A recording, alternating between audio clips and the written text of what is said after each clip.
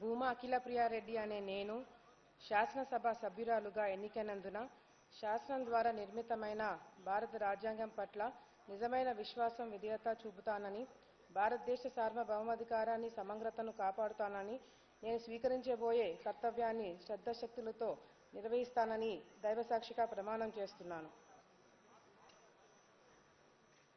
ఆంధ్రప్రదేశ్ శాసనసభ సభ్యురాలనైన భూమా అఖిలప్రియారెడ్డి అనే నేను సభా నియమాలకు కట్టుబడి ఉంటానని, వాటిని అనుసరిస్తానని, సభా మర్యాదలను కాపాడుతానని, సాంప్రదాయాలని గౌరవిస్తానని దైవసాక్షిగా ప్రమాణం చేస్తున్నాను.